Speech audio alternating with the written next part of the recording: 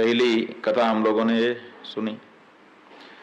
उसके बाद दूसरे आख्यान को हम लोगों ने सुना, उशस्ती चाक्रायण, चक्र का बेटा उशस्ती। वो जब गांव में अकाल पड़ गया तो अपनी पत्नी को लेकर के बाहर गांव दूसरे गांव में चला गया ताकि प्राण बचे। वहां जाने पर उसने देखा कि कहाँ जाएं, तो एक महावतों की बस्ती मिली जो लोग हाथी चलाते हैं। महावतियों की बस्ती में घुस गया। बहुत भूख लगी थी, रहा नहीं जा रहा था। ऐसा लगता था कि अगर अब कुछ ना मिला तो प्राण निकल ही जाएंगे। तो प्राणों की रक्षा करने के लिए एक महावत जो उड़द खा रहा था कटोरे में ले करके उसी के सामने पहुंच गया और कहा कि हमें भी थोड़ी उड़द दे दीजिए, हम भी खा लें। महावत ने कहा, महाराज आप तो ब्राह्मण लगते हो, विद्वान लगते हो, ये उड़द जो है इतना ही है हमारे पास जितना हमने कटोरे में खाने के लिए लिया है, अलग से नहीं है हमारे पास। और ये जो कटोरे में है ये तो जूठा हो चुका है, इसलिए हम आपको नहीं दे सकते।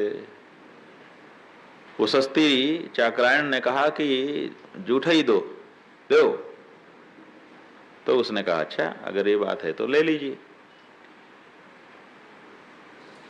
तो उशस्ती ने उसको स्वयं भी खाया और आधा अपने खा लिया, आधा अपनी पत्नी को दे दिया। पत्नी ने क्या किया कि आप जितना मिला था उसमें से आधा खा लिया और आधा अपने साड़ी के पल्लू में बांध लिया। अब ये उड़द खाने से थोड़े से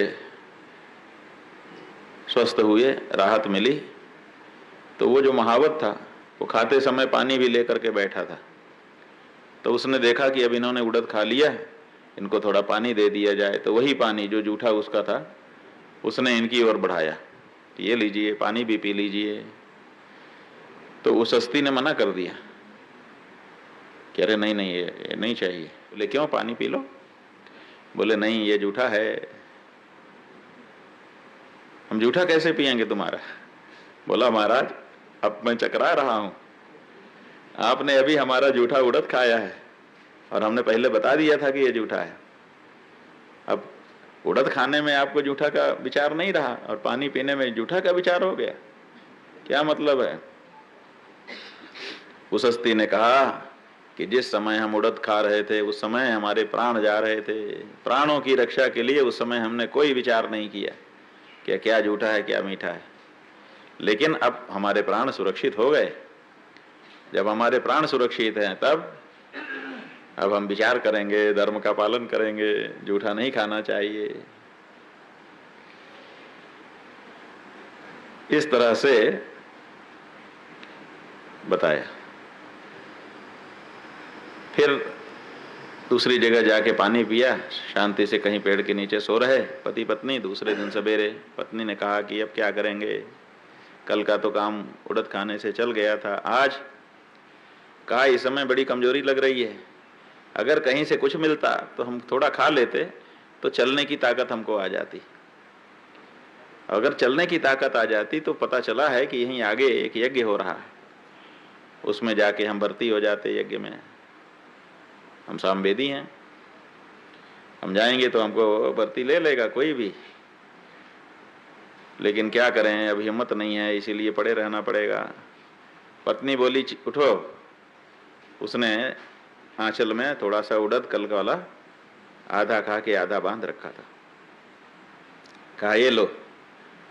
बड़ा प्रसन्न हो गया, उस उड़द को खाया और खा करके वहां से निकल गया, जा करके यज्ञ में भर्ती हो गया। वहां पर उद्गाता मिला, प्रस्तोता मिला और प्रतिहार मिला, प्रतिहर्ता। तो अब इनको भर्ती होना है, तो भर्ती होने के लिए कोई नए लोग को क्यों भर्ती करेगा, जब तक कुछ चमत्कार नहीं दिखाओगे तब तक काहे को भर्ती करेगा कोई। तो वहां जाकर के इन्होंने कहा, प्रतिहर्ता प्रस्तोता से कहा बोलो प्रस्ताव बोलो। तो वो प्रस्ताव बोलने लगा, प्रस्ताव के मंत्र हैं, उन मंत्रों का उच्चारण करने लगा। कहा अच्छा आपने मंत्र तो सुना दिया, अब ये बताइए ये किस देवता के लिए है, इसका अर्थ क्या है मंत्र का। वो प्रस्तोता बोला ये तो हम नहीं जानते। उद्गाता के पास गए, आप उद्गान करो, तो उद्गान करने का लगा ये करके जो उद करता है, माने पहले उदात्त करता है अपने, इसी से उद्गाता कहा जाता है। सामान्य रूप से लोग दिन नीचे से शुरू करते हैं, फिर धीरे धीरे ऊपर जाते हैं, हमारे यहाँ सीधे ही ऊंचा बोलते हैं तो वो उद्गान करने लगा। कहा ठीक है उद्गान तो किया तुमने, बताओ ये किस देवता के लिए उद्गान किया और तुम्हारे मंत्र का क्या अर्थ है। तो बोला ये तो हम नहीं जानते। तब प्रतिहर्ता के पास गया, बोलो प्रतिहार, तो वो प्रतिहार बोला, लेकिन अर्थ वो भी नहीं जानता था। कहा आप लोग बिना अर्थ जाने केवल शब्द बोल रहे हैं। इतने में तो धाक जम गई कि ये है जोरदार कोई पंडित, सारे पंडितों को चुप करा दे रहा है। तो जजमान लोग आ गए, महाराज जी आप कहाँ से आए, आइए आइए। बस इतना ही तो चाहिए था, उसके बाद नियुक्ति हो गई। नियुक्ति हो गई तो खाना पीना मिलने लगा, सब सही हो गया, मामला खत्म। ये आख्यायिका सुनाई। पहली आख्यायिका से प्राण का मुख्यत्व बताया और प्राणों के साथ मिलकर के बुद्धगीत उपासना करने की परंपरा बताई। दूसरी आख्यायिका से क्या बताया, ये बताया कि प्राणों की रक्षा के लिए देश भी छोड़ देना चाहिए। जैसे उषस चाक्रायण ने अपना देश छोड़ दिया पत्नी के साथ। कई लोग रहते हैं ना कि एक जगह हम कैसे छोड़ें, नहीं, प्राणों का भय है तो कोई जगह है ऐसा नहीं, उसके लिए जिद नहीं करना चाहिए, छोड़ देना चाहिए। दारैरपि धनैरपि, प्राणों की रक्षा के लिए दारैरपि तक का कह दिया है। वहां तात्पर्य सीधा नहीं है कि पत्नियों को दांव पे लगा दे, लेकिन कहने का मतलब है कि किसी भी दशा में प्राण की रक्षा करे। आत्मरक्षा सबसे बड़ी वस्तु है। और आत्मरक्षा में है क्या, प्राण, क्योंकि प्राण ही मुख्य है। इसलिए प्राण के साथ अपने आप को जोड़ के रखिए। अगर इंद्रियों के साथ अपने आप को आप जोड़ेंगे तो इंद्रियों में पाप घुस गया है। इसीलिए हर इंद्रिय अच्छा भी करती है, बुरा भी करती है। मन के साथ अगर जुड़ेंगे अपने आप को तो मन अच्छा में भी जाता है, बुरा में भी जाता है, लेकिन प्राण कभी बुरे में नहीं जाता है। इसलिए साधक को प्राणोपासना करनी चाहिए, प्राण के साथ जोड़ करके तब शुरुआत करनी चाहिए। जो संसारी लोग हैं वो इंद्रिय से शुरू करते हैं और जो आध्यात्मिक लोग हैं वो इतना सब हो चुका है, अब प्राण से शुरुआत होगी। तो प्राण जो शुरुआत करोगे, प्राण इतना महत्वपूर्ण है तो उसकी रक्षा तो करनी पड़ेगी। तो प्राण की रक्षा करो, पहली बात है। अब प्राण की रक्षा के लिए अगर जगह बाधा बन रही है तो जगह से हट जाओ, और अगर नियम बाधा बन रहे हैं तो नियमों को तोड़ दो। प्राण की रक्षा करो, ये इसमें मुख्य रूप से कहा गया।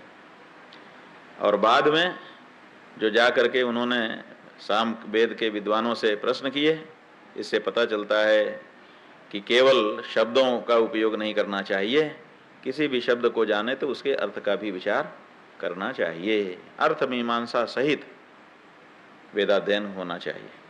जो मीमांसक हैं वो लोग केवल शब्द को जान लेने से कहते हैं बस इतना ही तो है, इससे ज़्यादा हमें क्या लेना देना है। वेद तो इसीलिए है कि कर्मकांड में अमुक कर्म के करते समय अमुक मंत्र बोलो, इतना ही तो उनका उद्देश्य है। उनके अर्थ में क्या जाना है बिना मतलब। लेकिन ऐसा नहीं है। उपनिषद कहता है, उत्तर मीमांसा कहती है कि अर्थ विचार पूर्वक मंत्रों का उच्चारण होना चाहिए, मंत्रों का प्रयोग बिना अर्थ के नहीं होना चाहिए। ये बता दिया।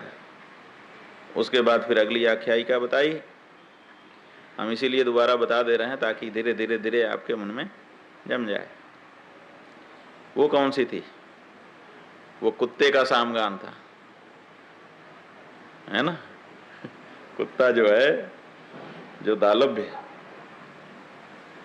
बक ऋषि थे, तो स्वाध्याय करने के लिए एकांत चाहते थे कि कहीं एकांत हो तो वहाँ साधना उपासना की जाए। तो गांव से बाहर निकल करके उन्होंने एक जगह पे कुटिया बना ली।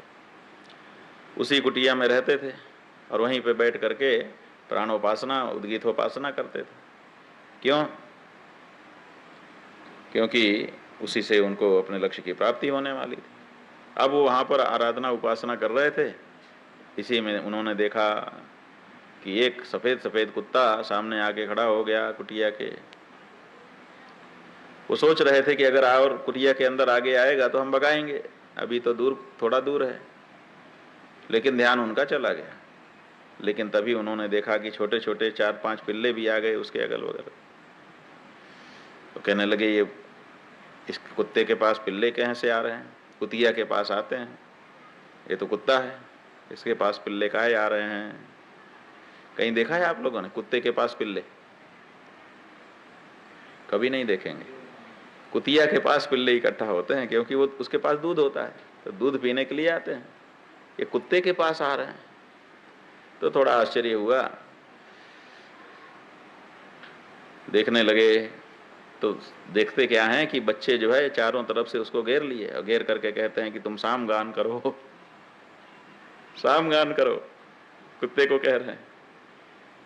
कुत्ता कह रहा है क्यों सामगान करने के लिए हमको क्यों कह रहे हैं? कि उससे हमको भोजन मिलेगा, अन्न मिलेगा। कुत्ते ने कहा ठीक है, कल सवेरे इसी जगह पर सब लोग इकट्ठा होइए, हम सामगान करेंगे। तो सामगान के लिए सब लोग चले गए। अब इनके तो आश्चर्य का ठिकाना नहीं कि कुत्ता सामगान करेगा और उसे अन्न मिलेगा, ये क्या बात है? तो सोचने लगे। सोचते सोचते दूसरा दिन आ गया, सवेरा हो गया और सवेरे क्या देखते हैं कि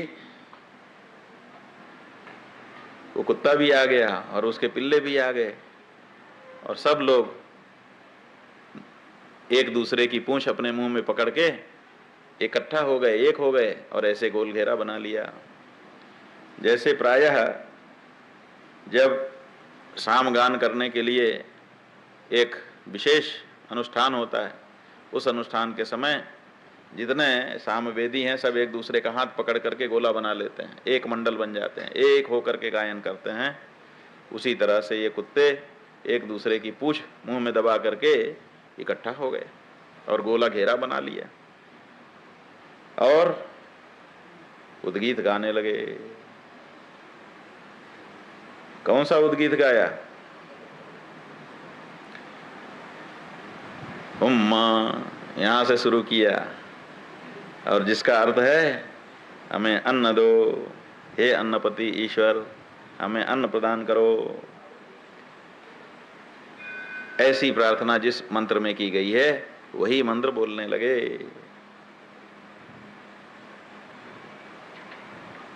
बक को बड़ा आश्चर्य हुआ।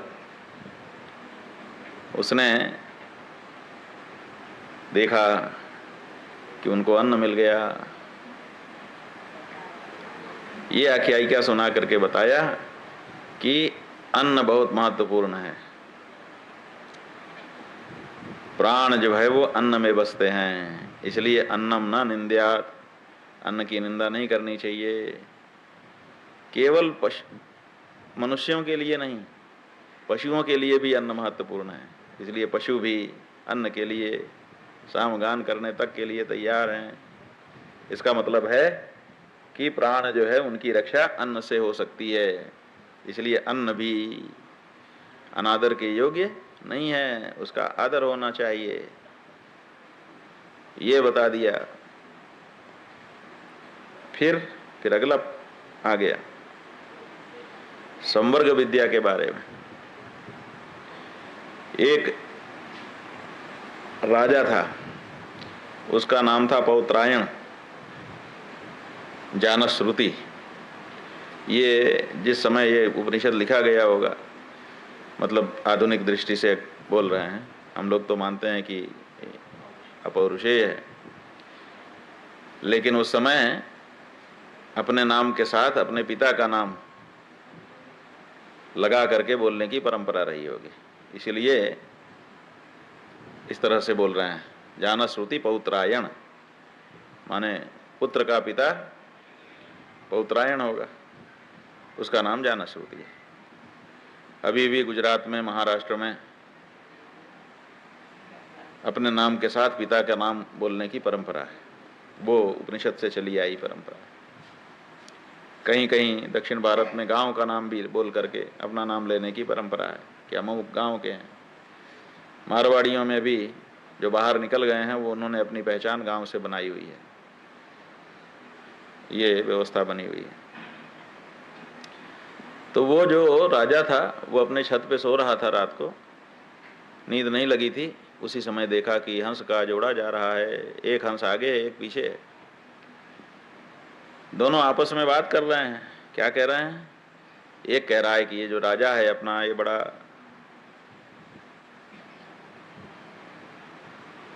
विद्वान है। दूसरा कहता है अरे कहीं नहीं, वो जो गाड़ीवान है, इक्का हाँकता है, उससे ज्यादा विद्वान थोड़े है। असली विद्वान तो रैक्व है, उसका नाम रैक्व है। अब राजा के मन में उथल पुथल मच गई कि मेरी प्रशंसा हो रही थी, ये किसी और की हो रही है। लेकिन राजा ने उसका बुरा नहीं माना। दूसरे दिन सवेरे उठ करके उसने कहा, ये बताओ अपने राज्य में कोई रैक्व गाड़ीवान है?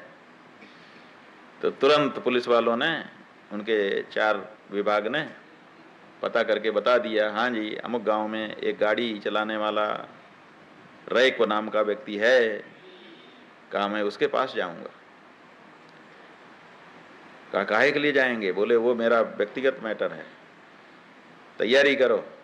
तो रथ सजा दिया गया, सिपाही साथ में हो गए और भेंट ले करके बहुत सारे रत्न, बहुत सारी गायें, बहुत सारे दूसरी चीजें, वस्त्र आदि ले करके राजा जान श्रुति रैक्व के पास गया। जब रैक्व के पास गया तो देखा कि बैल तो है नहीं, केवल बैलगाड़ी खड़ी है और उसी के नीचे, माने घर भी नहीं है उसका, उसी बैलगाड़ी के नीचे जितनी जगह होती है उसी में वो बैठा हुआ है और अपना शरीर खुजला रहा है। जो ज्यादा नहाते वहाते नहीं है उन्हीं का शरीर खुजलाता रहता है। इसका मतलब है कि वो लेबर क्लास में ही दिखाई दे रहा है। राजा ने उसको देखा, कहा महाराज रैक्व आप ही हैं? कहा आप हम ही हैं। कहा हंसों के जोड़े से हमने आपके बारे में सुना, आप तो महान ज्ञानी हैं।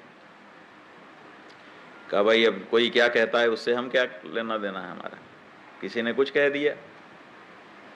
कहा महाराज हमें ज्ञान दीजिए, ये भेंट मैं लेके आया हूं, गाय हैं, रथ है, रत्न है, ये सब ले लीजिए और हमें आपकी अध्यात्म विद्या दे दीजिए, हमें सिखा दीजिए ज्ञान।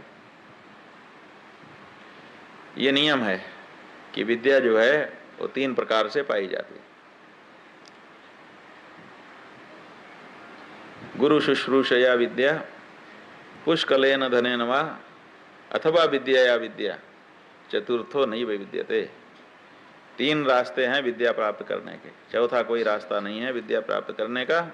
सबसे पहला सुगम रास्ता है गुरु शुश्रूषया। जो गुरु है उसके पास चले जाइए और उसकी सेवा टहल में लग जाइए।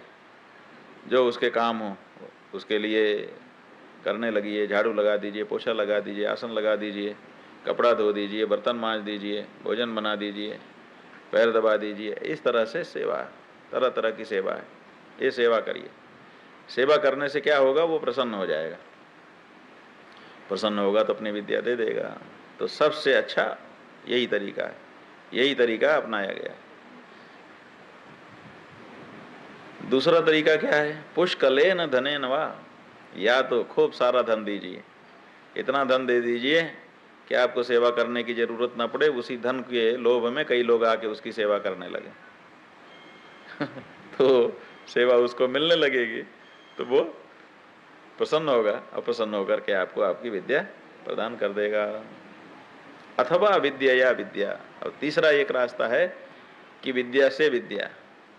हम डॉक्टरी जानते हैं तो हम डॉक्टरी बता देंगे और आप जो जानते हैं वो हमको बता दीजिए। ज्योतिष जानते हैं तो आप ज्योतिष बता दीजिए। हम आयुर्वेद जानते हैं, आयुर्वेद बता देंगे। इस तरह से विद्या दे करके विद्या, हम आपको ये बताएंगे, आप हमको ये बताइए। તમે ગુજરાતી જાણો છો, તમે મને ગુજરાતી શીખવો અને હું હિન્દી જાણું છું, તમને हिंदी सीखवीस। इस तरह से एक गुजराती एक हिंदी मिले, दोनों को दूसरे की भाषा नहीं आती थी। अगर गुजराती कहने में किसी को दिक्कत हो रही है जो महाराष्ट्र के बैठे हैं, तो हम मराठी कह देते हैं। मराठी और हिंदी मिल गए, और हिंदी की कोई बात ही ना करो, सीधे गुजराती मराठी मिले। गुजराती वाले को मराठी नहीं आती थी, मराठी वाले को गुजराती नहीं आती थी, तो दोनों ने तय किया कि आप हमें मराठी सिखाओ, हम आपको गुजराती सिखाते हैं। और इस तरह से दोनों भाषाओं में पारंगत हो गए। तो ये विद्या दे करके विद्या सीख लेना, ये भी तीसरा एक तरीका है। और बताने वाले बता रहे हैं चतुर्थो नैव विद्यते, दूसरा चौथा कोई रास्ता नहीं है। तो इसलिए पुष्कल धन लेकर के राजा गया था कि मैं धन दे करके विद्या प्राप्त कर लूंगा, लेकिन रैक्व ने ठुकरा दिया। कहा ये सब क्या है, मैं तो बैलगाड़ी में बैठता हूं, मेरे लिए रथ बेकार है। मैं तो गाड़ी चलाता हूं, बैल चाहिए होता है, तुम गायें लेकर के आए हो, गायें मेरे किस काम की हैं। और ये धन लाए हो, मैं तो कमाई लेता हूं जितना मुझे जरूरत है गाड़ी चला के, फिर ये तब धन क्या करूंगा। ये धन रहेगा तो इसकी रक्षा के लिए निमित्त भी कई उपाय करने पड़ेंगे, इसलिए मेरी शांति खो जाएगी मन की, इसलिए मैं ये सब नहीं चाहता, हटाओ और हटो तुम भी। फटकार दिया। जब फटकार दिया तो राजा जानश्रुति बेचारा मायूस होकर के वापस आ गया। लेकिन राजा ने बुरा नहीं माना। प्रायः लोग इस तरह से ठुकराए जाने पे बुरा मान जाते हैं, लेकिन राजा ने बुरा नहीं माना। उसने सोचा कि इस समय मन नहीं है, आगे फिर आऊंगा। तो थोड़े दिन जैसे बीत गए तो बिना किसी गाय के, बिना किसी घोड़े के, बिना किसी भेंट उपहार के, बिना किसी लाव लश्कर के राजा फिर गया उनके पास, और जा करके रैक्व के चरणों में गिर गया कि महाराज मेरे ऊपर कृपा करिए, ज्ञान दीजिए। रैक्व ने देखा कि अब राजा का जो राजपना है, राजसी ठाट बाट है कि ये लो अब दे दो, ये जो खरीदने आए थे विद्या, अब इनका अहंकार टूट गया है, अब ये विद्या के अधिकारी हो गए हैं। इसीलिए फिर उनको बैठा करके संवर्ग विद्या का उपदेश कर दिया।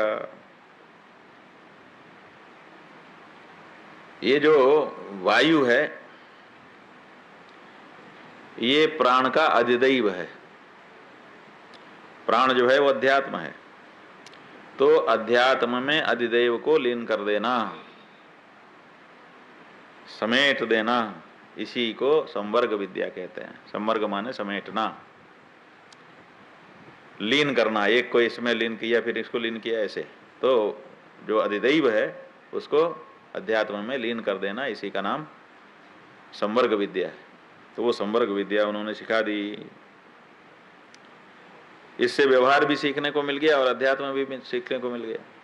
छांदोग्य उपनिषद की आख्यायिकाओं का यही महात्म्य है, इससे व्यवहार भी सीखने को मिलता है। व्यवहार सीखने को क्या मिला कि विद्या जो है वो कहीं भी हो सकती है, वो राजा में भी हो सकती है और प्रजा में भी हो सकती है। जरूरी नहीं है कि जो छोटा काम कर रहा है वो विद्वान न हो। इसलिए ये धारणा आपके मन में अगर बनी हुई हो कि जो बड़े बड़े आसन पे बैठे हुए लोग हैं वही विद्वान होंगे, तो ऐसा नहीं है। विद्या तो विद्या है, वो कहीं भी हो सकती है। इसलिए गाड़ीवान में मिल गई।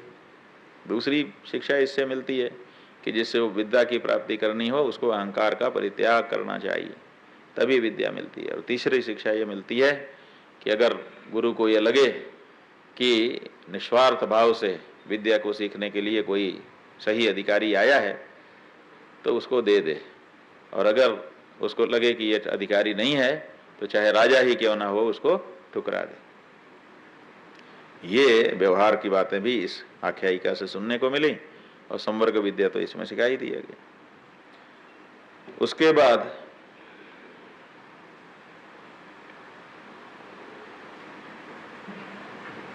सत्यकाम जाबाल की कथा आई। प्रायः कई लोग इसको सुनते रहते हैं। सत्यकाम जाबाल में सत्यकाम नाम का बालक और बच्चों को गुरुकुल में पढ़ता देख करके लालायित हो गया कि मैं भी गुरुकुल में पढ़ूंगा। शायद वो गुरुकुल में जाने की परिस्थिति में नहीं रहा होगा, इसलिए उसके मन में ये बात आई, नहीं तो ललचाता क्यों। तो ललचाया, माँ से जाके बोला कि मैं भी गुरुकुल में भर्ती होऊंगा। माँ ने कहा चले जाओ। गुरुकुल में चला गया। भर्ती होने के समय नाम लिखा जाने लगा तो उससे पूछा गया कि तुम्हारा गोत्र क्या है। उसको पता नहीं था। उसने कहा मुझे तो पता नहीं है। तो कहा जाओ घर में पूछ के आओ। तो घर में गया। घर में उसकी माता थी जिसका नाम जबाला था। उस माता ने उसको कहा बेटा मैं नहीं जानती, तुम तो बड़ी शुरुआती अवस्था में ही हमको प्राप्त हो गए थे और मैं तो अतिथियों की परिचर्या में ही लगी रहती थी। मैं क्या जानूं क्या नाम होता है, क्या गोत्र होता है, इसलिए मैं ये सब जानती नहीं हूं। मैं केवल इतना जानती हूं कि मैं जबाला हूं और तू मेरा बेटा सत्यकाम है। हाँ इतना बता सकती हूं कि इसको बोलने का तरीका ये है कि पहले अपना नाम बोलो और फिर जिसके तुम हो वो बोलो। तो उसमें जब भाव अर्थ में प्रत्यय करेंगे तो आदि अच को वृद्धि हो जाती है। तो मेरा नाम जबाला है, जबाल, तो जाबाल हो जाएगा। तो ये बताओ गुरुजी को जाके कि मैं सत्यकाम जाबाल हूं। तो वो लड़का चला गया और जा करके उसने ऐसे ऐसे बता दिया साफ साफ। प्रायः अपनी उत्पत्ति के बारे में जो लोग नहीं जानते हैं उनकी निंदा की जाती है। निंदनीय विषय हो जाता कि इसको अपने बाप तक का नाम पता नहीं है, गोत्र तक का पता नहीं है, लेकिन फिर भी बिना इस बात की परवाह किए कि इसका क्या परिणाम होगा, गुरु जी के पास जा करके उस सत्यकाम बच्चे ने ऐसे ही बता दिया जैसा माँ ने कहा था। इसी आधार पर जो हरिद्रुमत गौतम ऋषि थे उन्होंने कहा कि इतना सच ब्राह्मण ही बोल सकता है, दूसरा कोई नहीं बोल सकता, इसलिए मैं इसको ब्राह्मण स्वीकार करते भर्ती ले रहा हूँ। तो भर्ती ले लिया। कहा कि ठीक है, लेकिन भर्ती तो ले लिया लेकिन पढ़ा नहीं सके, जो भी कारण रहा। उसको 400 दुबली पतली गायें दे दी। कहा कि बेटा ये दुबली पतली गायें हैं, बहुत मुश्किल में हैं, तुम इनको लेकर के जंगल में चले जाओ, घने जंगल में। कहा क्या करना है? कहा कि इनकी सेवा करके इनको हिष्ट पुष्ट बनाओ, और क्या। कहा जी गुरुजी जाता हूँ। तो कब लौट के आ जाऊं? जब ये दुबली पतली थोड़ी मोटी हो जाए तो आ जाऊं 1-1.5 महीने में। कहा ना ना ना ना, 1-1.5 महीने में आने की कोई जरूरत नहीं, 400 हैं, जब ये 1000 हो जाएं तब आना। कहा ठीक है। अब वो चला गया जंगल में, ले जाकर के उनको चराने लगा, पानी पिलाने लगा, सही देखभाल करने लगा। दिन भर रात भर उसी में लगा रहता था। करते करते करते करते गायें हृष्ट पुष्ट होने लगी, उनके बीच संबंध संपर्क होने लगे, बछिया बछड़ा पैदा होने लगे, और इस तरह से गायों का झुंड जो 400 का था वो हृष्ट पुष्ट भी हो गया और 1000 का हो गया, 1000 हो गया। गिनता ही जाता था, अब इतने हो गए, अब इतने हो गए। जिस दिन 1000 हुआ उस दिन सत्यकाम बड़ा खुश हुआ कि आज वापस गुरुजी के आश्रम में चलने का मौका मिलेगा, अब गुरुजी मुझे ब्रह्म विद्या बताएंगे। तो 1000 को लेकर के चला। तो बताया गया है कि उन्हीं गायों के बीच में एक जो सांड था वो सामने आ गया, वृषभ, और उसने कहा बेटा मैं तुझे ब्रह्म विद्या बताना चाहता हूँ।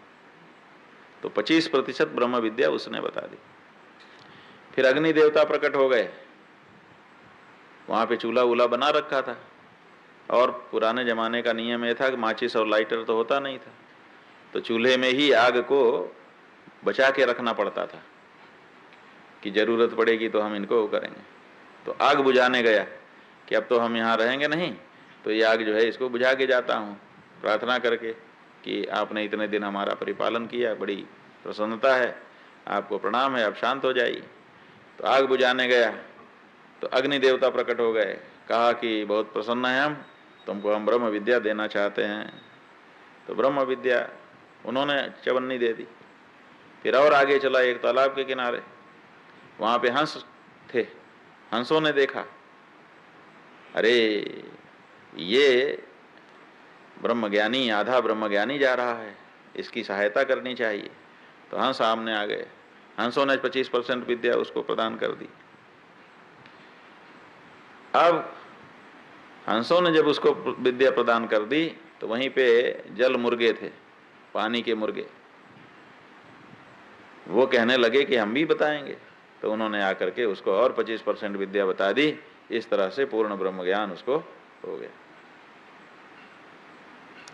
अब वो 1000 गायों को लेकर गुरु जी के आश्रम में आ गया। जितने लड़के वहाँ पे पढ़ते थे सबने सुन तो रखा था कि एक लड़का आया था, उसको गुरु जी ने ऐसे ऐसे भेजा है, पता नहीं, लेकिन जब पता चला कि 1000 करके वो लेके आ रहा है, कुछ नए लड़के भी भर्ती हुए थे, उन्होंने सुन रखा था कि सत्यकाम नाम का एक लड़का है, उसको गुरु जी ने ऐसे भेजा है। तो सब उत्सुक हो गए, दौड़ करके आकर के खड़े हो गए देखने के लिए। गायें तो ये इसी स्वस्थ प्रसन्न एकदम चमाचम। गायों को देख के सबको प्रसन्नता हो गई, सबके अंदर तेजस्विता झलक रही थी। और सबसे बड़ा मजा तो तब हुआ जब पीछे पीछे सत्यकाम आया। गुरु जी ने उसको देखा, देखते ही समझ गए कि इसको ब्रह्म ज्ञान हो चुका है, क्योंकि उसके मुख का जो तेज था वो अप्रतिम था, वैसा दिखाई नहीं देता। गुरु जी ने कहा, बेटा तुम तो ब्रह्मज्ञानी हो गए लगता है। कहा, गुरु जी संसार में जो कुछ है सब मिल जाए मुझे, जब तक आप मुझे नहीं देंगे मैं अपने आप को प्राप्ति वाला नहीं समझूंगा। आप मुझे जो सिखाएंगे वही मेरे लिए। समझ रहे हैं? इसका मतलब ये है, अनुमान लगता है कि जब उसको भर्ती कर लिया होगा तो साथ के जो सतीर्थ सहपाठी लोग थे उन्होंने विरोध कर दिया होगा कि इसके गोत्रादि का पता नहीं है तो हमारे साथ ये नहीं पढ़ सकता है। तो गुरु जी ने इसीलिए उसको गौ सेवा के लिए भेज दिया कि जाओ गौ सेवा करो, और कृपा करके उसको अलग अलग उपदेश करवा दिया। लेकिन जब वो सामने आया उसने कहा, गुरु जी आप उपदेश करेंगे तभी मैं अपने को कृतार्थ समझूंगा। तब तक माहौल ही बदल चुका था, तो इसलिए फिर किसी ने कोई विरोध नहीं किया होगा। तब गुरु जी ने उसको ब्रह्म ज्ञान का उपदेश किया। इससे क्या पता चला? इससे पता ये चला कि विद्या जो है वो गोत्रादि के अधीन नहीं है। किसी में अगर विशेष उत्कंठा है तो अपवाद हो जाते हैं। सामान्य नियम है, उनके अपवाद भी दिखाई देते हैं। यहाँ सत्यकाम जाबाल अपवाद के रूप में दिखाई दे रहा है। दूसरे व्यवहार की शिक्षा इससे यह मिलती है कि सत्य में शक्ति है। गोत्रादि का ज्ञान नहीं था लेकिन सत्य बोला, तो सत्य के कारण उसको गुरु जी ने अपनाया। तीसरे ये पता चलता है कि गुरुजन कृपा करते हैं, परिस्थिति विपरीत हो तब भी स्वीकार करते हैं और स्वीकार करके उनको आगे बढ़ाते हैं। और चौथे कि अगर गुरु न मिल रहे हों और फिर भी किसी को ज्ञान प्राप्त करना हो तो उसको गौ सेवा करनी चाहिए। गौ सेवा से ज्ञान, ये सत्यकाम जाबाल उपाख्यान। इस तरह से वो ज्ञानी बन गया। इसी तरह से उपकोशल कामलायन की कथा है। ये जो उपकोशल है ये कौन था? ये उसी सत्यकाम का चेला बना बाद में। वो सत्यकाम जब ब्रह्मज्ञानी हो गया तो वो भी गुरु हो गया। अब उसके पास विद्यार्थी पढ़ने के लिए आने लगे, तो बहुत सारे विद्यार्थी पढ़ने आए। सब विद्यार्थियों को वो थोड़ी थोड़ी सेवा बताते थे, फिर पढ़ाते थे। करते कराते उपकोशल जो है वो भी आया, लेकिन उसको गुरुजी ने सेवा में लगा दिया कि तुम अग्नियों की सेवा करो। 3 तरह की अग्नि होती है, गार्हपत्य, अन्माहार्य, पचन और आहवनीय। इन तीनों अग्नियों की सेवा में उसको लगा दिया। वो तीनों अग्नियां करता था। घर में भोजन आदि की भी व्यवस्था करता था, पितरों के लिए भी अग्नि का व्यवस्था करता था, और देवताओं के लिए जिसमें आहुति दी जाती उसकी भी व्यवस्था करता था। इसी में लगा रहता था। अब 12 साल बीत गए और गुरुजी ने एक अक्षर उसको नहीं पढ़ाया। जैसे उनको अब ये 400 की 1000 कितने दिन में हुई होंगी गायें? 10-12 साल तो लगा ही गया होगा, ज़्यादा ही लगा होगा। तो 12 साल जैसे उसको गुरुजी ने कुछ नहीं पढ़ाया था, उसने भी कामलायन को कुछ नहीं पढ़ाया, बस काम में लगाए रखता था, काम में लगाए रखता था। जब 12 साल हो गया तो कामलायन जो है वो तो अपना गिनता ही रहता था दिन। तो वो गुरु पत्नी के पास गया, प्रणाम किया, कहा माता, गुरु माता, आज मुझे 12 साल हो गए आपकी सेवा में आए हुए, आशीर्वाद दीजिए। गुरु माता ने कहा बेटा क्या चाहिए, 12 साल से तुम सेवा कर रहे हो, हम तो बहुत प्रसन्न हैं, क्या चाहिए? बोले हम तो पढ़ने आए थे, गुरुजी जिस दिन पढ़ा दें तो हमारा कल्याण हो जाए, हम तो पढ़ना चाहते हैं। कहा तो गुरुजी से कहो। बोले मैं गुरुजी से नहीं कहूँगा, गुरुजी को जब पढ़ाना होगा वो पढ़ाएंगे, हम क्यों कहें? हमारे कहने से गुरुजी करेंगे कि गुरुजी के कहने से हम करेंगे? इसलिए माता मैं नहीं कह सकता, वो तो जब गुरुजी करेंगे मुझे स्वीकार है। जो गुरु माता थी उसको दया आ गई, वो बोली कि तू नहीं कहेगा तो क्या, मन में सोचा तो चली गई उनके पास, अपने पतिदेव के पास, सत्यकाम के पास, तो कहा कि एक बात कहनी है। कहा क्या हो, क्या बात? संकोच किस बात का है, कहो, आप बुरा मत मानिएगा। कहा कहो तो, बुरा क्यों मानना, पति पत्नी के बीच में बुरा भला चलता रहता है, बोलो। तो वो बोली कि बाकी तो सब ठीक है आपका, लेकिन वो कमलायन, वो बेचारा 12 साल से आपकी सेवा कर रहा है और आज तक आपने एक अक्षर नहीं पढ़ाया उसको कुछ तो पढ़ा दीजिए, मुझे दया आती है उसके ऊपर। अब सत्यकाम ने सुन लिया लेकिन जवाब ही नहीं दिया। बोले ऐसा है कि हमको थोड़ा बाहर जाना है, लाओ झोला दो, और झोला लेके चले गए। अब वो पत्नी भी सोचने लगी कि हमने ऐसा क्या कह दिया कि ये निकल के चले गए और इसको तो कुछ पढ़ाया नहीं।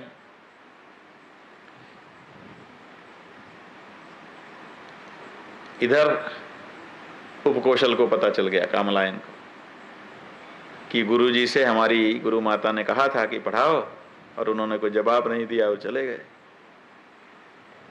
उसको लगा कि इसका मतलब गुरुजी के मन में कुछ हमारे लिए नाराजगी है, बेकार है ऐसा देह रख करके, अब मैं खाना पीना छोड़ता हूं, अनशन करके मर जाऊंगा। मेरे जीवन को धिक्कार है कि मेरे गुरुजी 12 साल की मेरी सेवा से प्रसन्न नहीं हुए। तो उसने अनशन व्रत कर दिया। अब रोज बलि वैष्णदेव करता था, अग्नि में आहुति देता था। अब अग्नि में आहुति देता था 12 साल से, तो अग्नि को भी आदत पड़ी थी कि इतने बजे हमको आहुति मिलेगी इसके यहाँ से। और जब उसी समय वो तैयार होके आए तो पता चला कि आज तो खाएगा ही नहीं, तो आहुति कहाँ से करेगा। अग्नि देवता को भी लगा अरे, प्रकट हो गए तीनों रूपों में, तीनों अग्नियों के रूप में प्रकट हो गए। कहा कि तुम्हारे गुरुजी अगर तुमको उपदेश नहीं दे रहे हैं तो चिंता मत करो, हम तुमको उपदेश करते हैं। और तीनों अग्नियों ने मिलकर के उसको ब्रह्म ज्ञान का उपदेश कर दिया।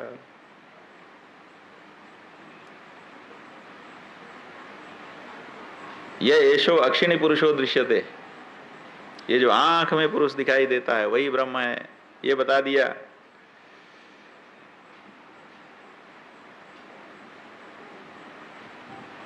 अब वो ब्रह्मज्ञानी हो गया। और इधर गुरुजी लौट के आए, देखा परम तेजस्वी कामलायन बैठा हुआ है। कहा, अरे तुमको तो लगता है कि ब्रह्म ज्ञान प्राप्त हो गया।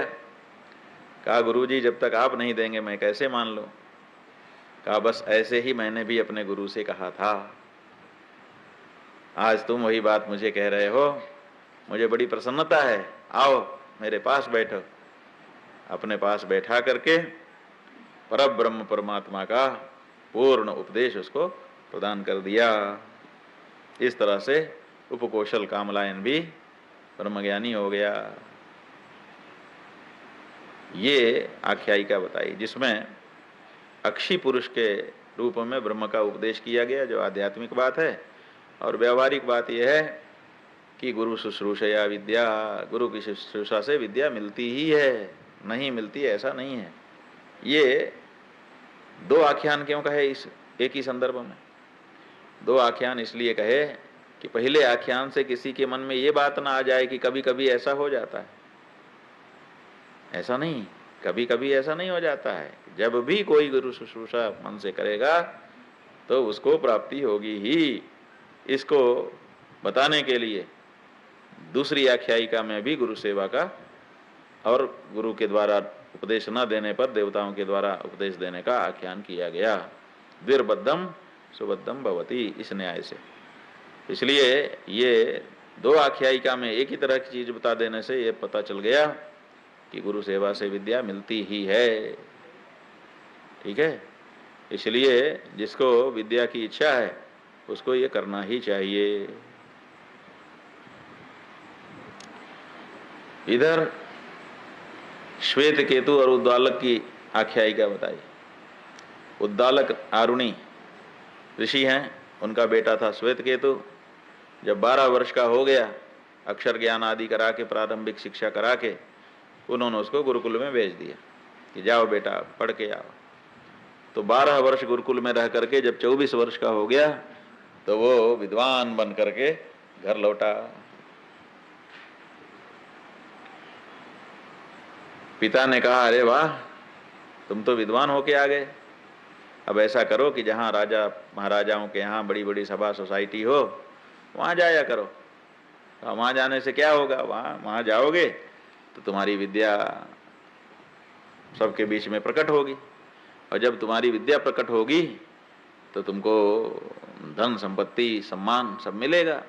यही होता है, और क्या होता है। बोले ठीक है गुरुजी, पिताजी। अब वो जो लड़का था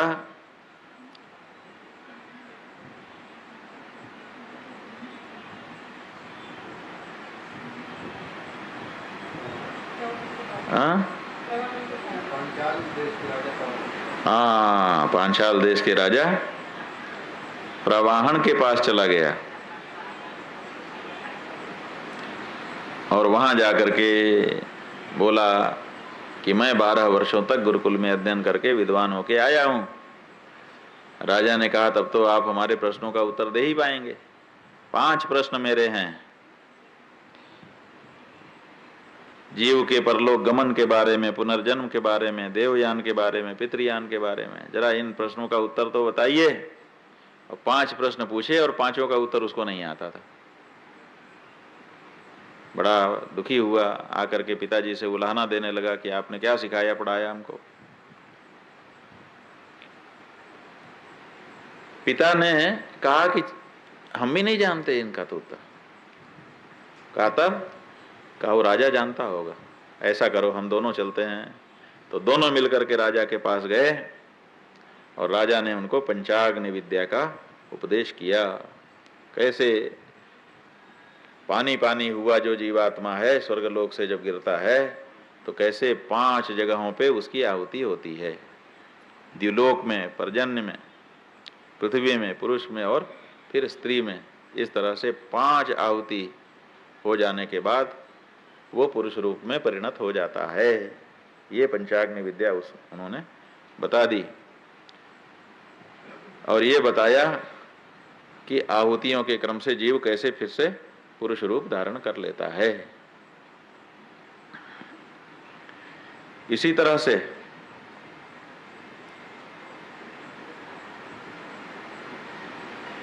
श्वेत केतु और उद्दालक आरुणि की कथा है।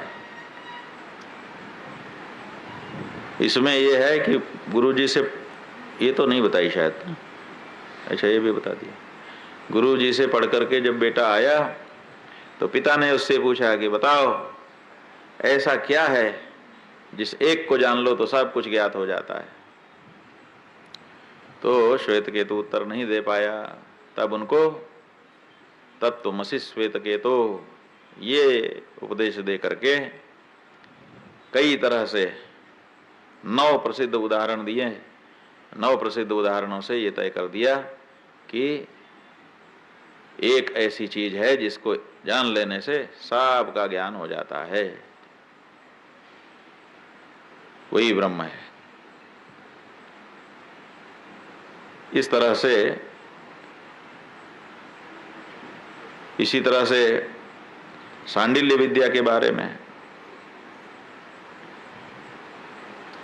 महर्षि सांडिल्य के द्वारा इसका व्याख्यान किया गया और 2 आख्यायिकाएं अब बची हुई हैं। एक नारद और सनत कुमार का है और एक इंद्र विरोचन और प्रजापति का उपदेश है। तो संक्षेप में आप समझ लीजिए कि नारद और सनत कुमार की आख्यायिका ये है कि नारद जी के मन में बड़ी अशांति हो गई। यद्यपि उन्होंने 4 वेद 6 शास्त्र जाने क्या क्या पढ़ लिया था, लेकिन मन प्रसन्न नहीं हो रहा था। तब उन्होंने सोचा क्या करें क्या करें। भागवत जी में आया है ना कि व्यास जी का मन संतुष्ट नहीं हो रहा था, तो नारद जी आए। नारद जी से उन्होंने पूछा कि मैंने ये सब इतना सब लिख लिया, पढ़ लिया, सब कर लिया, मन में शांति नहीं है। कहा कि आपको शांति नहीं मिलेगी। क्यों नहीं मिलेगी? क्योंकि वो काम जिससे शांति मिलती है आपने अभी तक किया ही नहीं है। ये लिखने पढ़ने में आप लगे हुए हो, इससे थोड़े शांति मिलती है। कहा तो वो बताइए। तो कहा भगवान की महिमा वर्णन करो, उससे आपको शांति मिलेगी। और भगवान की महिमा का वर्णन जैसे ही व्यास जी ने किया उनको शांति मिल गई। लेकिन ये जो नारद जी हैं जिन्होंने व्यास जी को शांति का मार्ग बताया, ये स्वयं किसी समय अशांत हो गए थे। अशांत होकर के बहुत परेशान थे। तो इन्होंने सोचा क्या करें। तो सनत कुमार, सनकादि जो हैं 4 भाई, उनके पास पहुंच गए। तो कहा कि हमको बड़ी शांति है, अशांति है, हमको ऐसा उपदेश करिए जिससे हमके हमारे मन में शांति हो। कहा अशांति तो रहेगी ही। तुमने कुछ पढ़ा लिखा? कहाँ पढ़ा लिखा, क्या पढ़ेगा? 4 वेद पढ़े, 6 शास्त्र पढ़े, हमने ये पढ़ा, हमने ये पढ़ा, दुनिया भर का गिना गए, कुछ बचा ही नहीं गिनाने में। ये सब मैंने पढ़ा हुआ है। कहा ये सब पढ़ा है, ये सब क्या है? ये तो शब्द है ना, ये तो सब शब्द है। आपने शब्द पढ़े हैं, सब याद कर लिया, जहां से कहो वहीं से बोलने लगते हैं। ये तो किताबों में भी छपे रहते हैं जी, आप उनको बोलते हो। ये जो किताब है आपके सामने इतनी मोटी उपनिषद रखी हुई है, 10 उपनिषद इसमें समाये हैं कि नहीं? लेकिन इस किताब को शांति है? नहीं हो सकती। क्यों नहीं हो सकती? क्योंकि ये केवल अक्षर जानती है, उनका अर्थ नहीं जानती है। इसलिए जो केवल अक्षर जानता है वो अक्षरविद हो सकता है, मंत्रविद हो सकता है, लेकिन वो तत्वविद नहीं हो सकता। इसलिए शांति किसको मिलेगी? जो तत्वविद होगा। और तत्व क्या है? आत्मा। इसलिए जो आत्मज्ञानी होगा, आत्मविद होगा, उसी को शांति मिलेगी। जो आत्मज्ञान नहीं जानता है, दुनिया का ज्ञान जानता हो, उसको शांति नहीं मिल सकती है। इसलिए तुम्हारी पढ़ाई में ही पेंच है, इसीलिए तुमको अशांति है। कहा तो महाराज हमें उपदेश कर दीजिए। तो सनत कुमारों ने कहा नाल्पे सुखमस्ति भूमैव तत्सुखम। अल्प में सुख नहीं है, भूमा में सुख है। समग्रता, निस्सीमता, अनंतता, इसमें सुख है।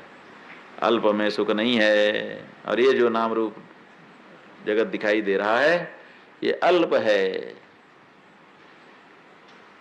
इसमें भूमा नहीं है। तो आप जब छोटे उसके साथ जाएंगे तो छोटा ही मिलेगा। समस्या ये है कि संसार में रस इतना भरा हुआ है कि कह नहीं सकते। जहां देखो रस ही रस भरा हुआ है, तरह तरह का रस है ना।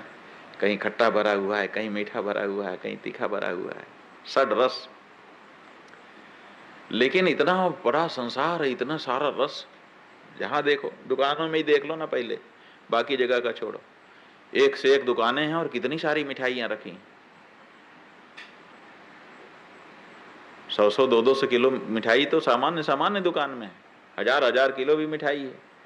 कितनी सारी मिठाई है संसार में, इतनी सारी मिठाई, और हमारे पास जीभ 2 इंच की। अब 2 इंच की जीभ से हम इतने सारी मिठाई का स्वाद कैसे ले सकते हैं? बोलो, ले सकते हैं? हैं? बोलो, ले सकते हो? हैं?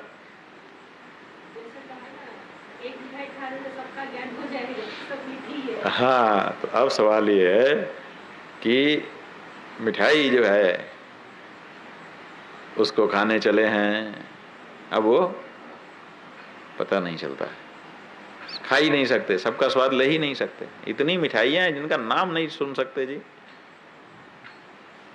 हर देश में, हर थोड़ी थोड़ी दूर में। अब यहीं पे कल हरेली का त्योहार था, अब यहाँ चावल का जाने क्या बनता है।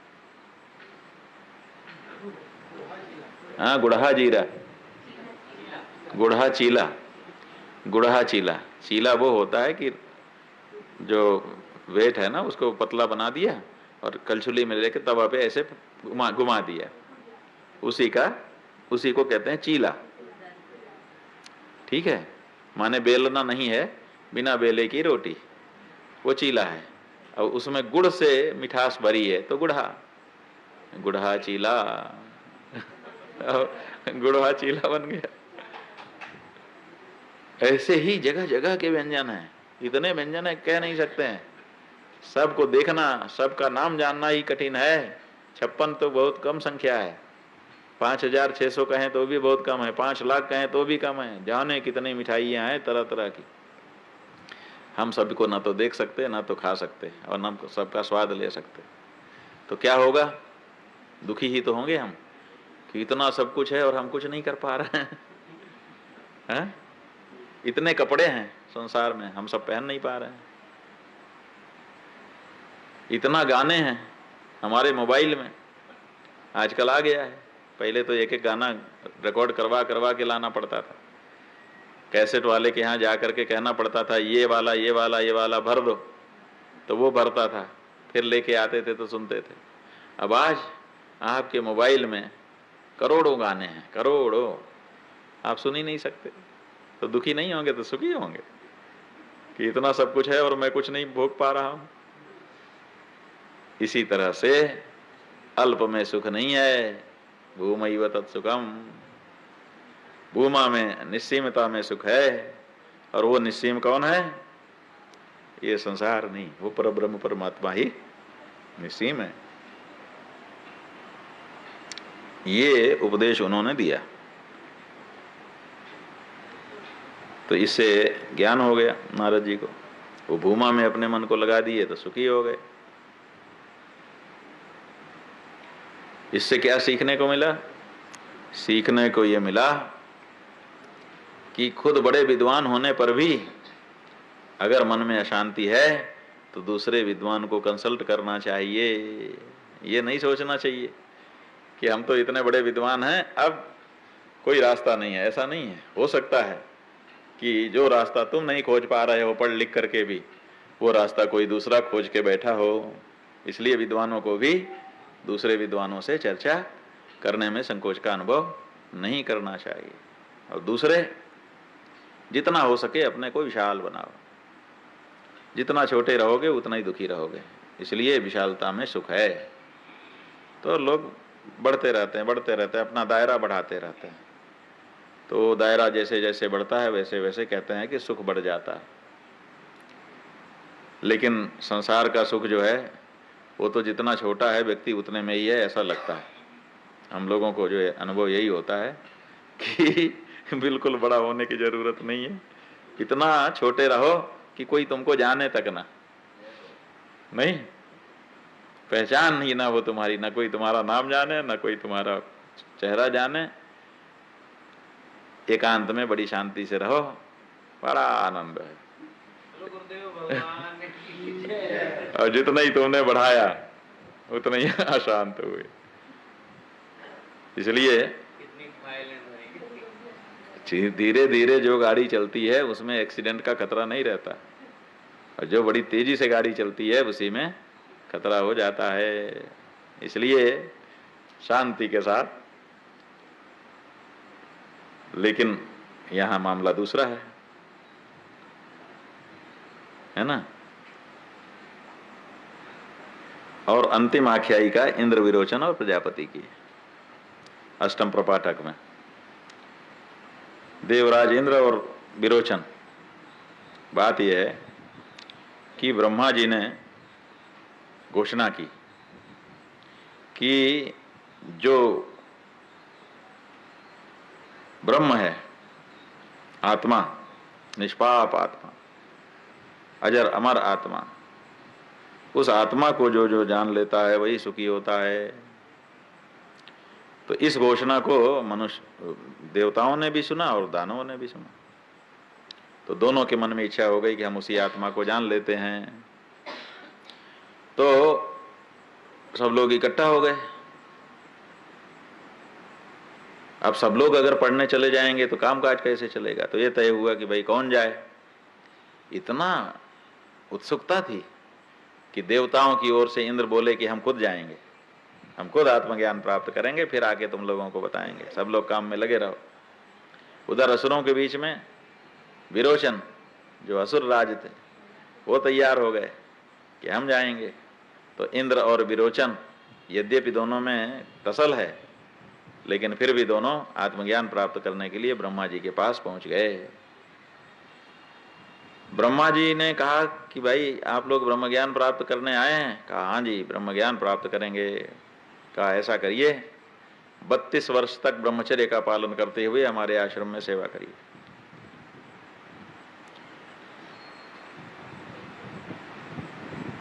कोई और होता तो लौट जाता, लेकिन विरोचन और इंद्र उन्होंने कहा कि हम करेंगे जी, और करते रहे।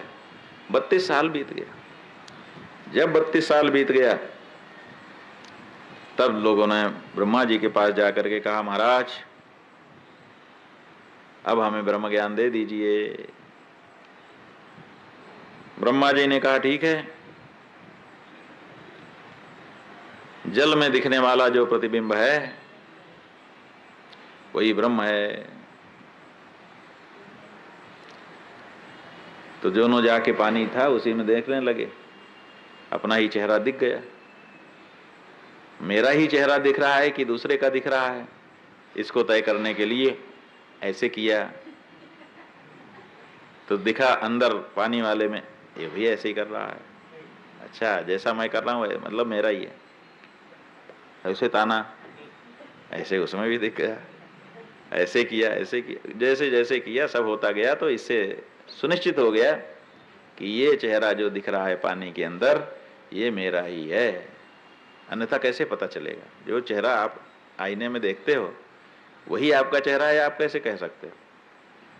कोई भूत प्रेत आकर के उसमें दिख सकता है, लेकिन इससे आपको पता चल जाता है कि जो जो चेष्टा आप कर सकते हो वही चेष्टा उसमें भी दिखाई देती है। इसी से कंफर्म हो जाता है कि ये चेहरा मेरा ही चेहरा है। तो इंद्र और विरोचन दोनों थे, आपस में तो टसल थी तो बातचीत तो करते नहीं थे। दोनों ने देखा, दोनों ने कहा हाँ ब्रह्मा जी ने बता दिया, इसके पहले कभी ऐसे पानी के अंदर चेहरा देखे नहीं थे, इसलिए आत्मा का ज्ञान नहीं था। तो जब उन्होंने बता दिया ब्रह्मा जी ने तो उन्होंने जाके देखा, कहा हाँ ये है आत्मा, माने ये शरीर जो है यही आत्मा है। हाथ होत भी हिला के देख लिए, कहा ये शरीर ही आत्मा है। कहा हो गया काम, जय गुरुदेव। निकल पड़े। विरोचन ने जा करके अपने लोगों को बता दिया, जी ब्रह्म ज्ञान प्राप्त करके आ गए, 32 साल लगा लेकिन बहुत सरल था। ब्रह्मा जी ने बड़ी सरलता से ज्ञान करा दिया।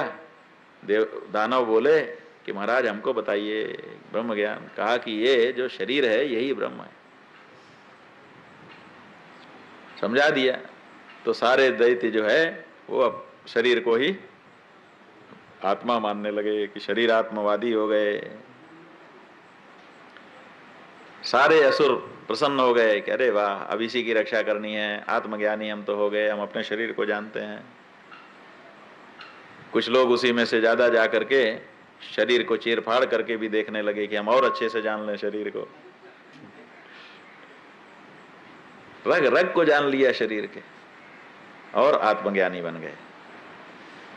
आज भी बने हुए हैं कुछ ऐसे लोग हैं जो शरीर को हर समय देखते रहते हैं, खोल खोल के, काट काट के, चीर चीर के, पीट पीट के, हर तरीके से शरीर को देखते रहते हैं और उसी को समझते हैं हम ज्ञानी हो गए। तो आत्मज्ञानी हो गए। उन्होंने कहा हम तो आत्मा को जानने वाले आत्मज्ञानी हैं। इधर इंद्र ने, उन्होंने भी समझ लिया कि शरीर ही आत्मा है, तो वो भी अपना चल पड़े कि अब हम स्वर्ग जाएंगे। लेकिन रास्ते में जाते जाते इंद्र सोचने लगे कि अगर शरीर मेरा आत्मा होता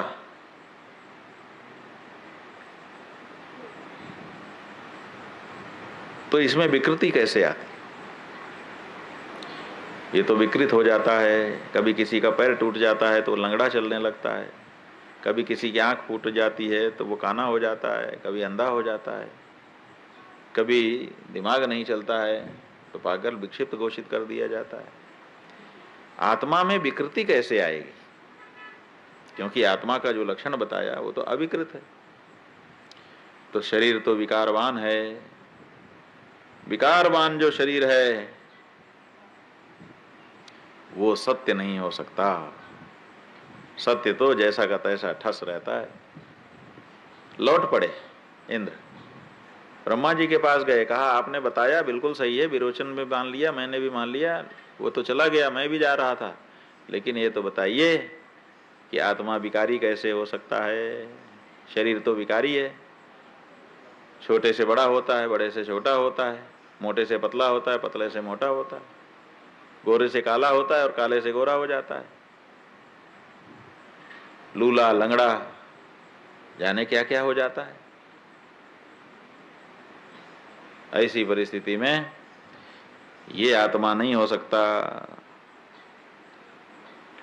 ब्रह्मा जी ने कहा 32 साल ब्रह्मचर्य करो तब बताएंगे। तो फिर 32 साल ब्रह्मचर्य किया। फिर आए, फिर उन्होंने ये जागृत का उदाहरण छोड़ करके स्वप्न का उदाहरण बता दिया कि सुषुप्ति स्वप्नावस्था में जो स्वप्न के दृश्यों का अनुभव करता है वो आत्मा है। लेकिन उसके बारे में भी उनके मन में यही बात बनी रही कि जो अनुभोक्ता है वो नहीं हो सकता। फिर आए, कहा ब्रह्मा जी ये नहीं हो सकता। तो उन्होंने कहा 32 साल ब्रह्मचर्य का पालन करके फिर रहो तब बताएंगे। तो फिर 32 साल तक रहे। फिर ब्रह्मा जी के सामने गए, उन्होंने कहा सुषुप्ति में अनुभव होता है वही आत्मा है। तो उसको मान लिया, मान करके विचार करने लगे। तो उन्होंने कहा ये कैसे हो सकता है, सुषुप्ति में तो अपना स्वयं का भी ज्ञान भूल जाता है, तो ये कैसे आत्मा हो सकता है, तो शून्यता की स्थिति हो जाती है, इसलिए ये भी आत्मा नहीं हो सकता। फिर गए, कितने हो गए, 32 से 64, 64 से 128 नहीं, तीसरी बार 96 हो गए। जब 96 हो गए तो फिर गए, तब कहा कि 5 वर्ष ब्रह्मचर्य का पालन करो तब बताएंगे। तो इस तरह से कुल 101 वर्ष ब्रह्मचर्य और तपस्या करने के बाद तुरीयातीत जागृत आत्मा का जो परम सत्य है वो बता दिया ब्रह्मा जी ने। इस तरह से उनको ब्रह्म ज्ञान हुआ 101 वर्ष निरंतर सेवा करने के बाद।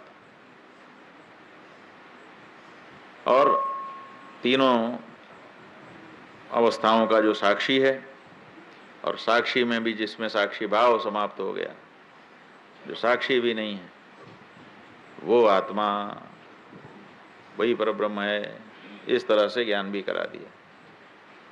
तो इसमें सिद्धांत पक्ष ये हो गया और व्यवहार पक्ष ये हो गया कि विचार करने से ज्ञान होता है, यूं ही कहा और मान लिया उतने से नहीं होता है।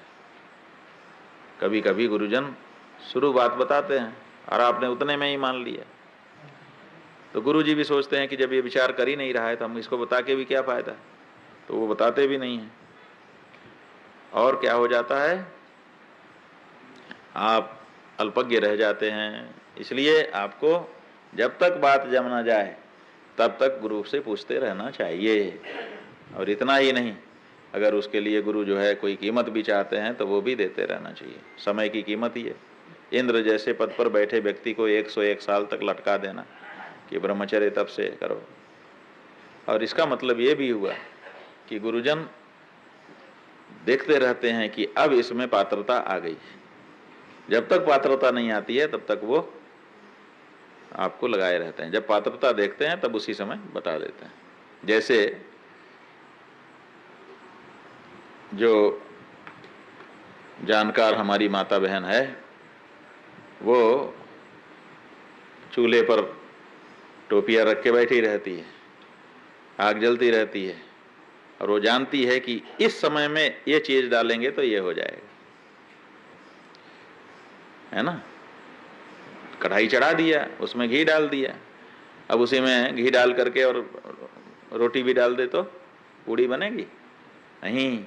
वो देखती रहती है कि अब इसमें वो तापमान आ गया जिसमें हम डालेंगे तो यूं निकल ऊपर आ जाएगी, तो सही समय पे डालती है तो सब काम बनता है। उसी तरह से गुरुजन भी प्रतीक्षा करते हैं कि पात्रता शिष्य में आए तो हम उसको विद्या प्रदान करें। इसलिए घबरा करके भागने की जरूरत नहीं है। इस तरह से सभी आख्यायिकाएं आपको हमने सुना दी।